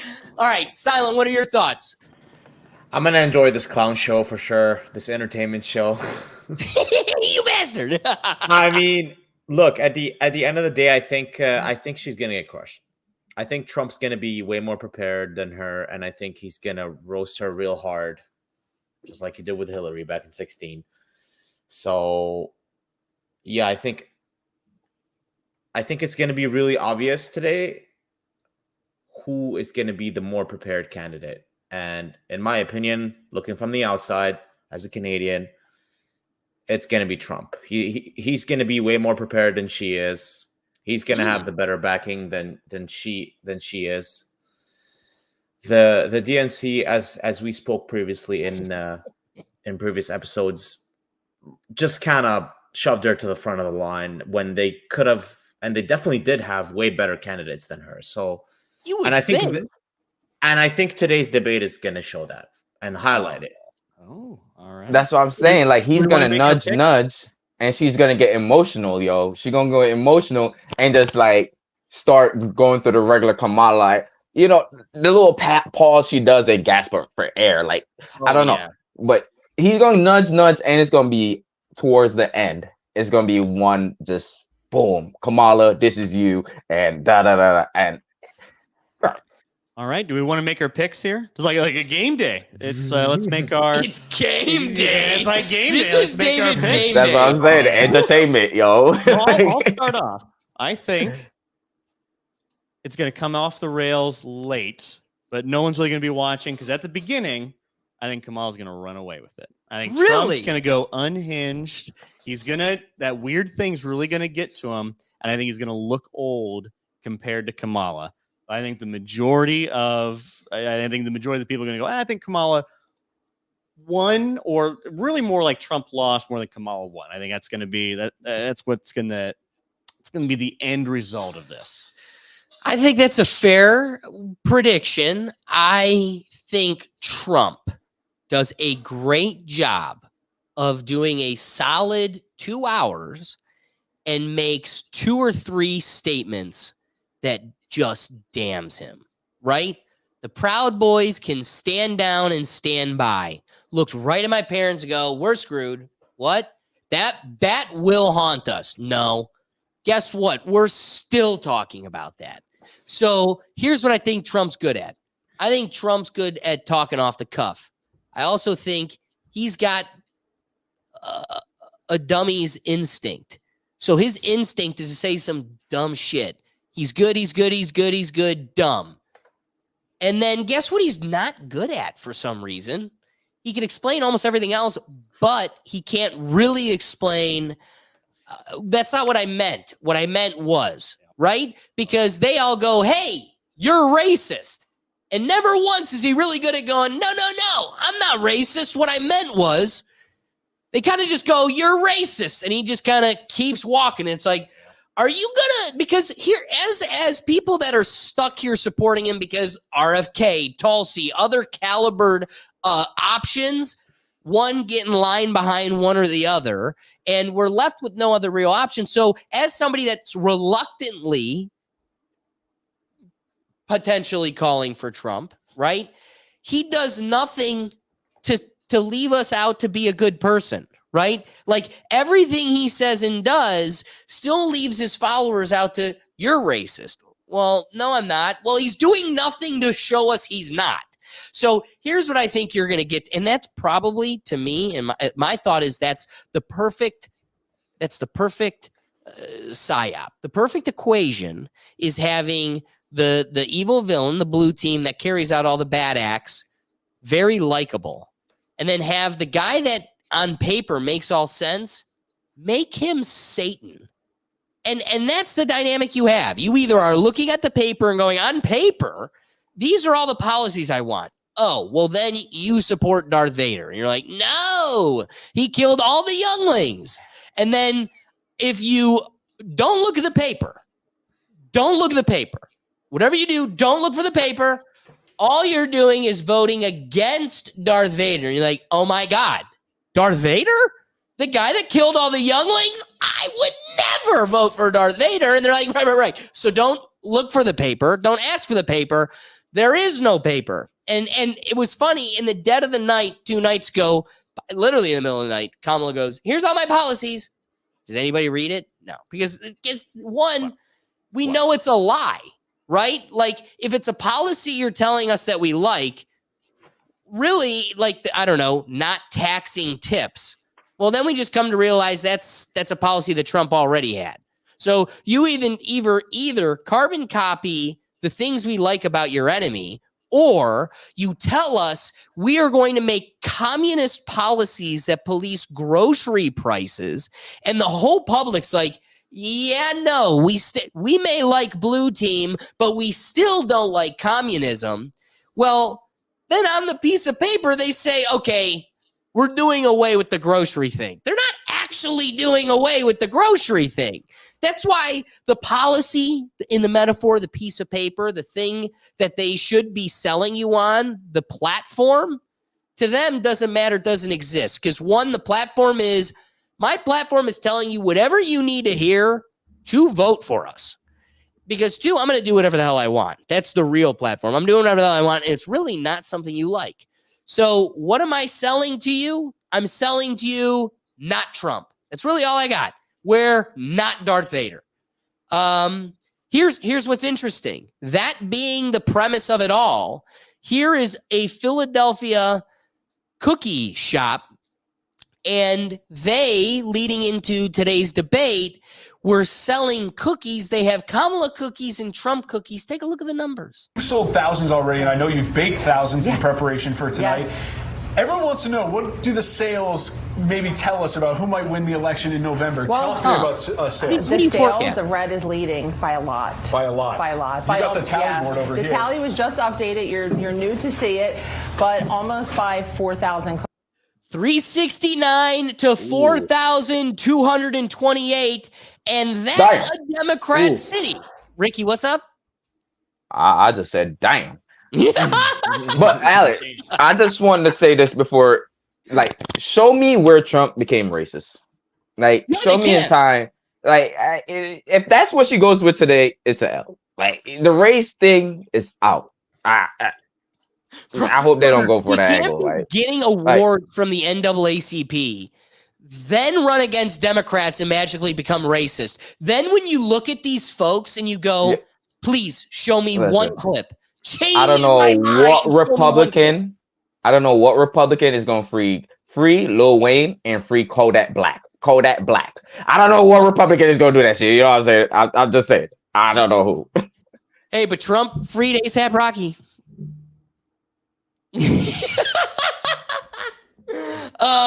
Okay, we can start landing this plane.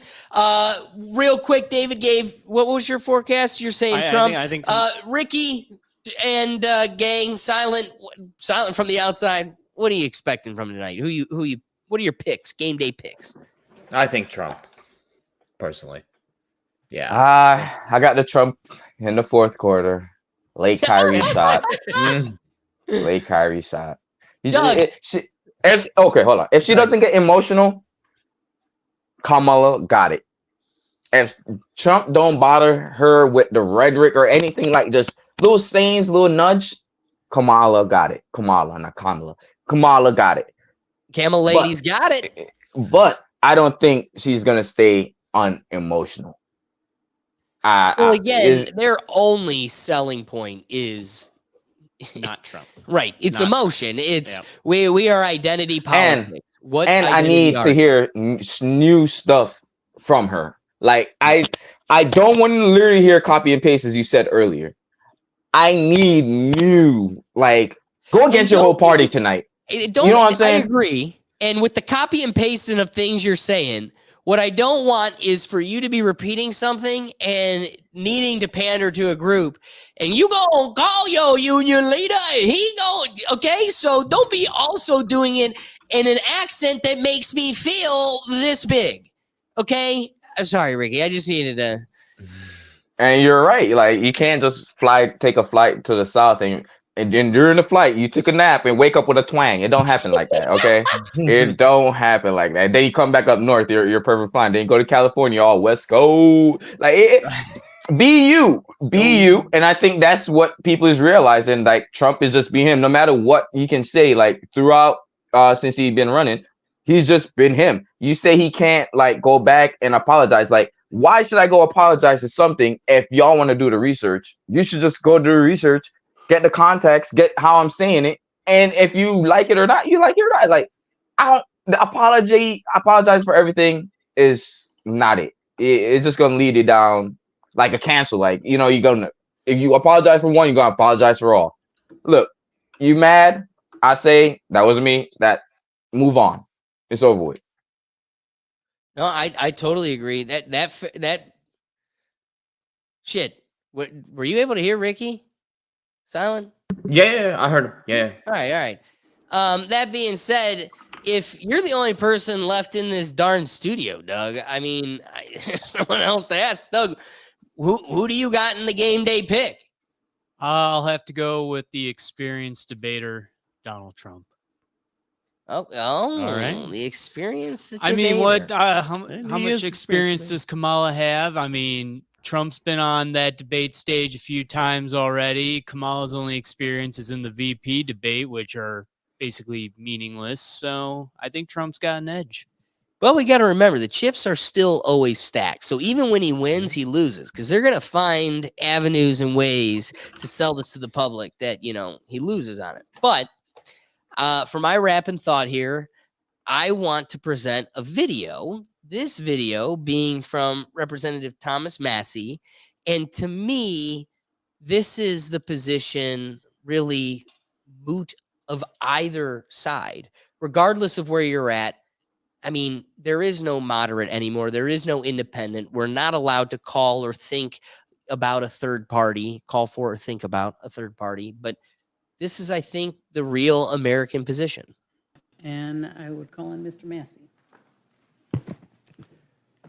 Can we be honest with the American people about what's going on here? This is political theater.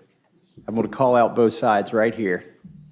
It's all posturing. It's fake fighting. We all know where it ends up. This is Groundhog Day. I don't care if the Democrat is the speaker or Republican is the speaker. We always get a CR in September, and then we get an omnibus. Sometimes there's a twist on that. We might get the omnibus before Christmas, but if we're not good, it comes after Christmas. But that's what's going to happen. And in the meantime, it's political theater. You know, we've got it's good theater. We've got great writers. I wish they'd just come up with a new plot. It's the same plot every fiscal year. What should we be doing? It's already been discussed. We should have done 12 separate bills. We should have done 12 separate bills. But again, whether Democrats are in control or Republicans are in control, we never do the 12 separate bills. Why do we always spend at least as much as we did last year, and why do we never cut spending? It's because Democrats want to grow the welfare state, and Republicans want to grow the military-industrial complex. And we're eventually going to get together, and they're both going to go up. I guarantee it. And both parties are just fine letting the bureaucrats do their thing, which should be our thing, according to Article 1. Section 8 in the Constitution. We are empowered with these things. Most important of the things we do is the funding, and that's the big lever we have. You know, I've sat through now almost 2 years of hearings in this Congress where we've exposed lies at the CDC, shortcuts at the FDA, unconstitutional gun bans at the ATF, over prosecution of January 6ers at the DOJ, targeting common citizens at the FBI, spying by the NSA, illegal mandates for livestock by the USDA, targeting plant vaccine or transgenic plant vaccine at the NSF, and censorship the censorship industrial complex of which the NSF is part of, automobile kill switch at the DOT. Now, these are all things I think most Democrats are just fine with, this kind of totalitarian state that the bureaucrats are pushing on us. But Republicans at least pretend to be against these things. But what are we going to do this September? We're going to fund every freaking one of those things that we have exposed. That is the tool that we have, is the funding. Why are we funding things we don't like? We don't have to. Well, it's because we're addicted to spending. And this doesn't do anything about the addiction at all. So let me touch on one point too here that I think is important. Is, a couple years ago, or a summer and a half ago, I suppose now, we did something where we allowed the debt limit to be increased.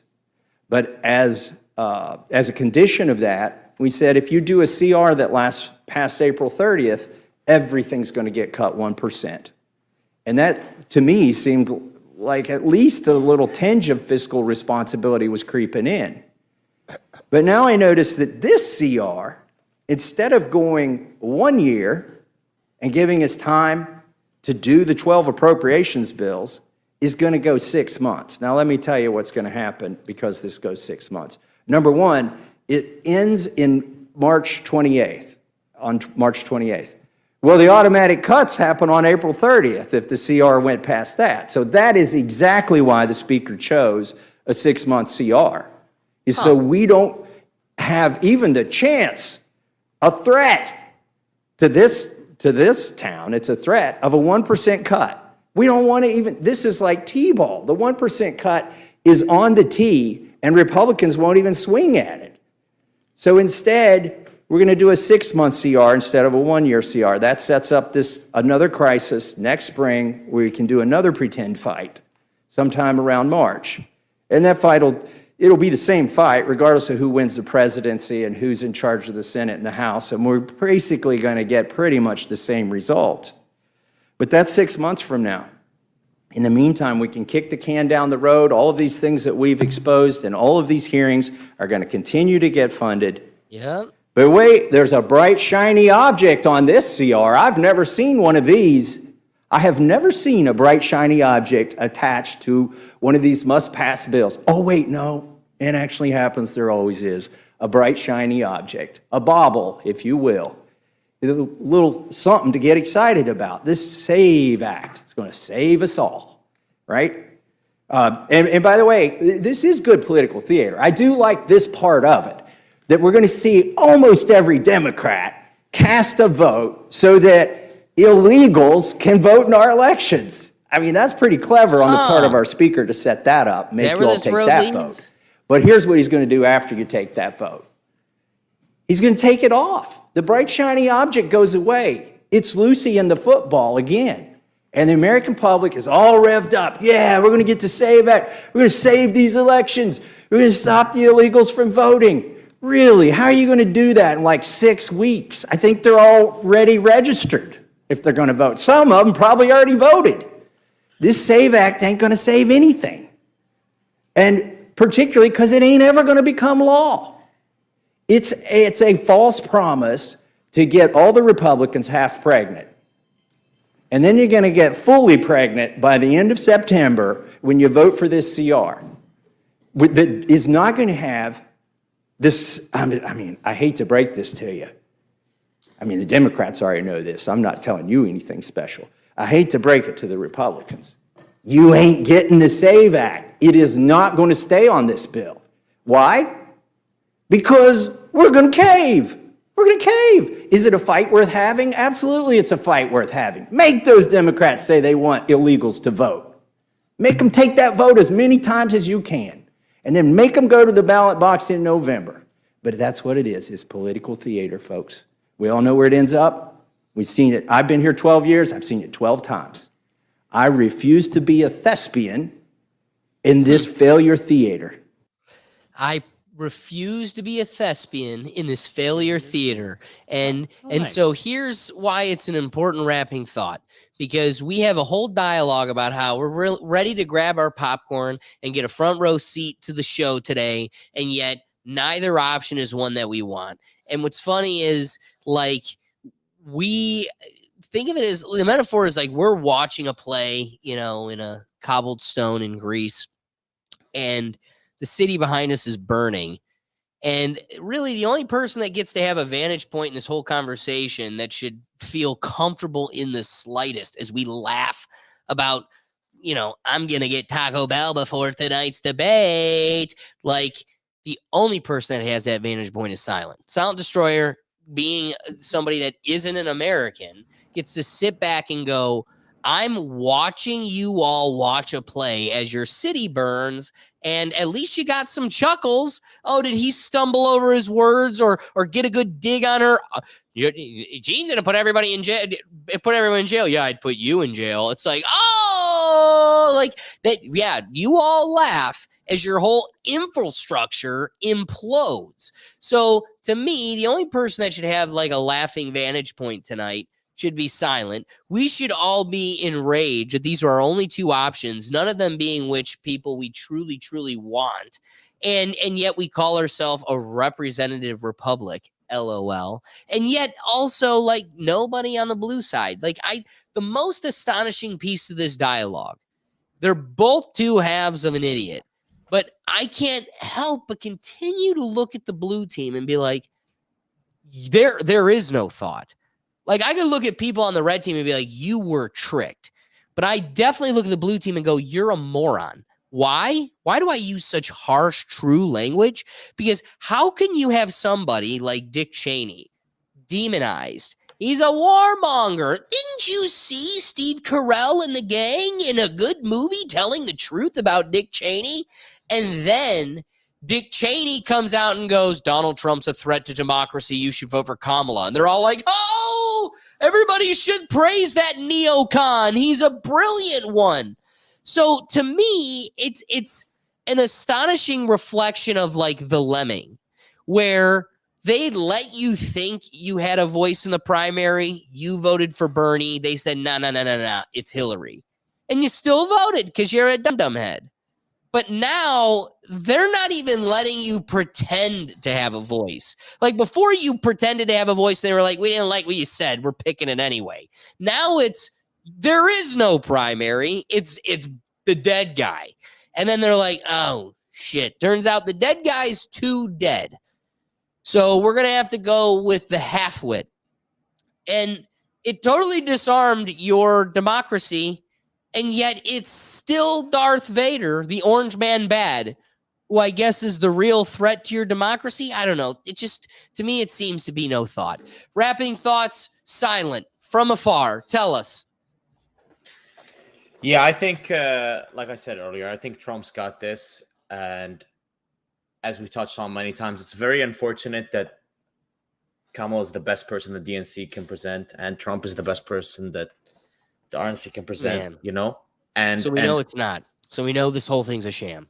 Right, exactly. And just looking at it from an outsider perspective, it's really unfortunate that the whole two-party system thing makes people go against each other when, just like the person said at the beginning of that video, there are both parts of just the same coin. One wants to just increase the welfare state. The other wants to increase the military-industrial complex. And eventually they're both just going to agree to do the same thing at the same time instead of like do this for 8 years and that for 8 years, Fair.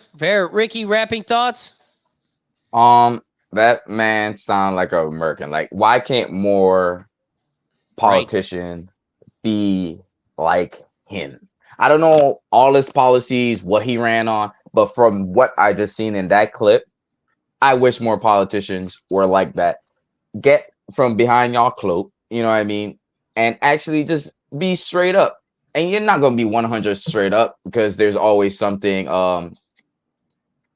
got to have secret, secret credentials to have. Okay, cool. But I don't think it's that hard to just be honest and run on what you practice. When you reach the point, do what you said you was going to do instead of fall in line with your colleagues before you. We need more independence, and we just more independence in America, man. That man is a true American to me. That sounds great. Like everything he said sound great. I don't know him. I don't know what state he represent, but I wish more politicians were like him. I can appreciate that. David, wrapping thoughts? Excited for Trump to get weird and for Kamala to cackle. So let's get ready to rumble. Let's get ready to rumble. It will be like the WWE because, again, it is just a fake show, and that's what's keeping us entertained. That's right. Can you click that over real quick? Yep. So wrapping it up, I appreciate Ricky's point where, I do think Representative Thomas Massey is a true American. We know Kamala is going to come in and play on the emotion. She's playing the emotional card. And I like the points where you brought up where, she's going to say a whole lot of nothing because, again, they're selling nothing. The only thing they're selling is not Trump. And they're both terrible. And we know we don't have true choice here. That should be your focal point. For now, preservation, the third party option that would have kind of get us out of here. Once he kind of says, I got to bow out, we need to save ourselves. They're killing us from inside.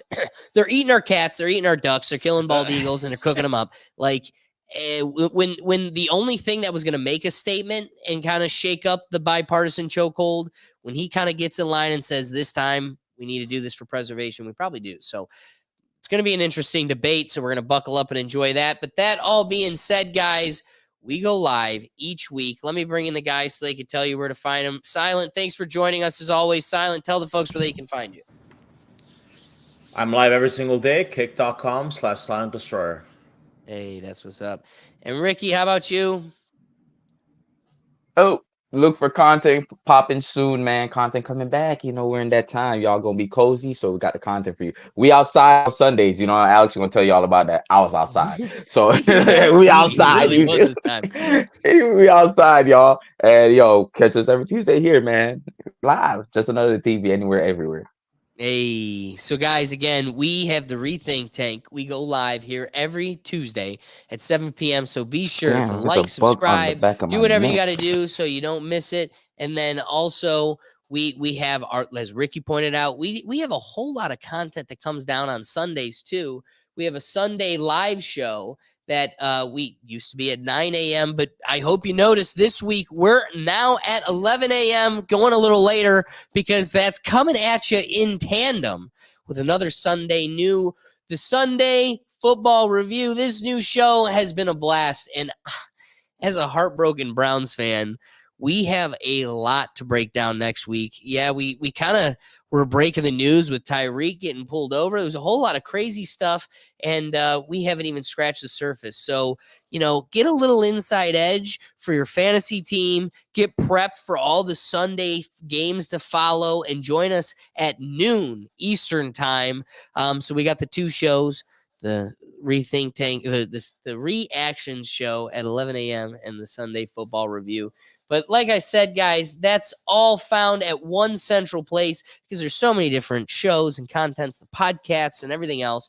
But you can find it all at one central place, and that's at our website at www.rethinktankpodcast.com. So thanks for joining us. We go live every week, and we'll catch you next week. Tune in, click on over. The debate starts now. Peace.